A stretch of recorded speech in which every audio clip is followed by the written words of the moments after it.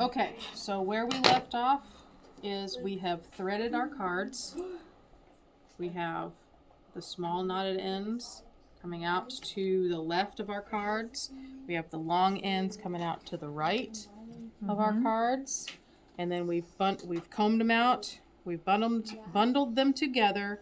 And then we've got our big knot here at the end. And if we want to, we can come and trim the excess off just to kind of neaten up your project and keep it from getting too tangled.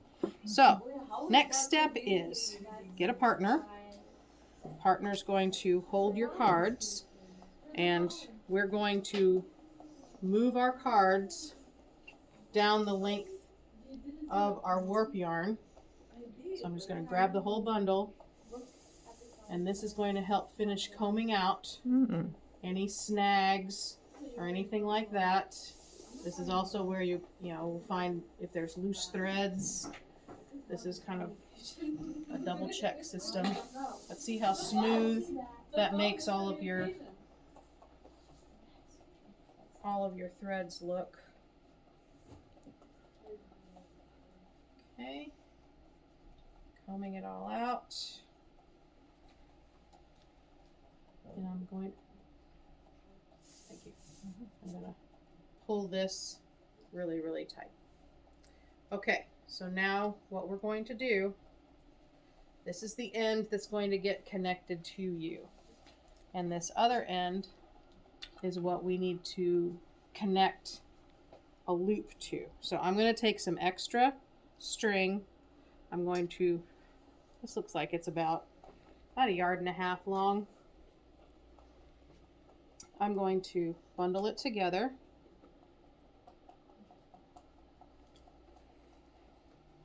Okay, then I'm going to shorten it. Now, here is what we need to do with this. We are going to take these, which are these small knots, and we're going to put this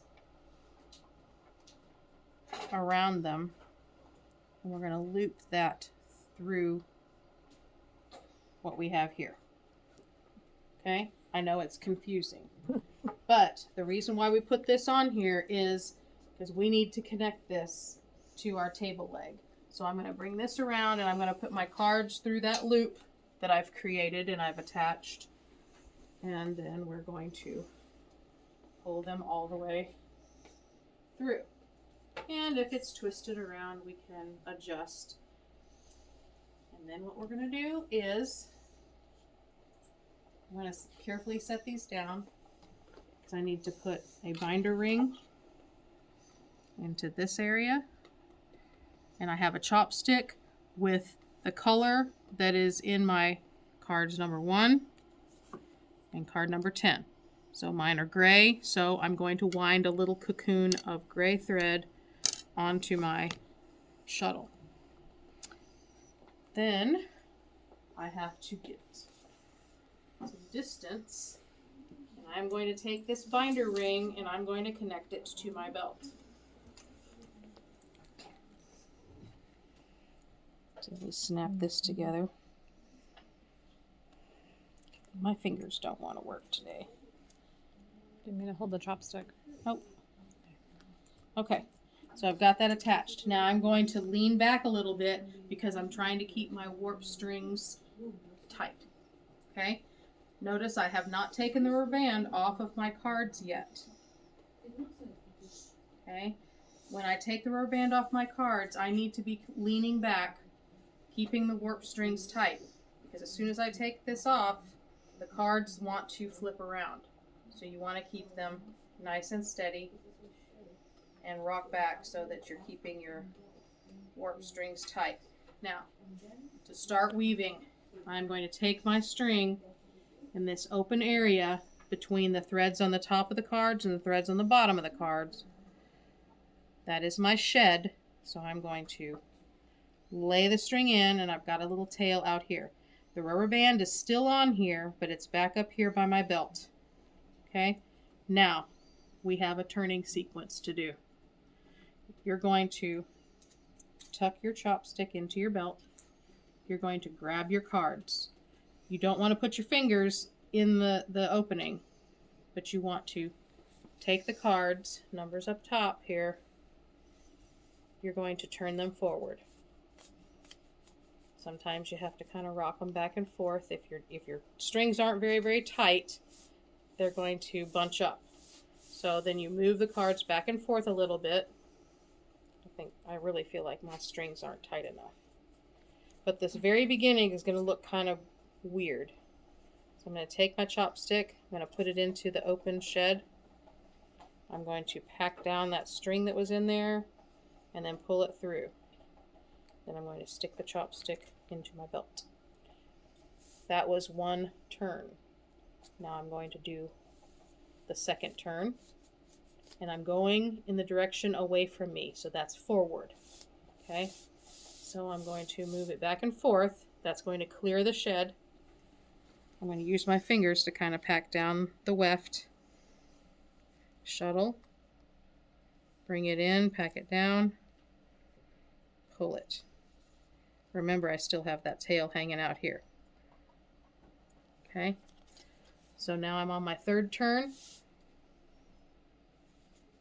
Turning all my cards, making sure all 10 of them turn this quarter turn forward. Clear the shed. Use my fingers to open it. Bring this warp through. Oh my gosh.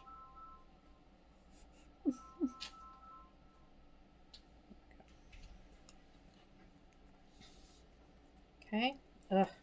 Stick that in the belt to get it out of my way.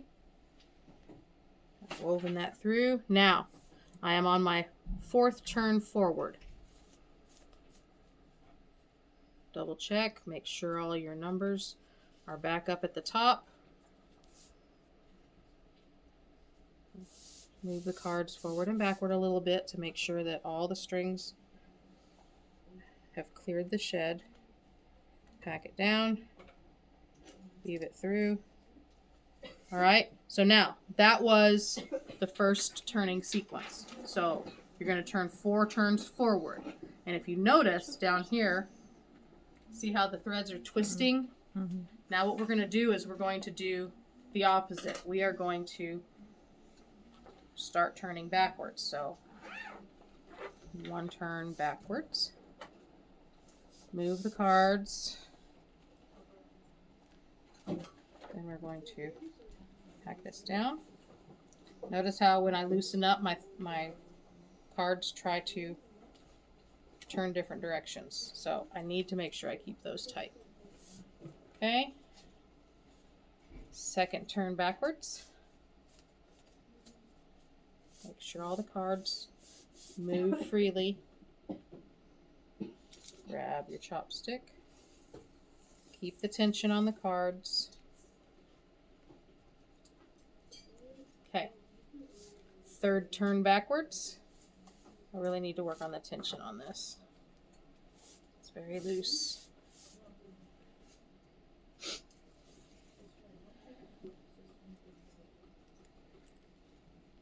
Weave it through. And then fourth turn backwards.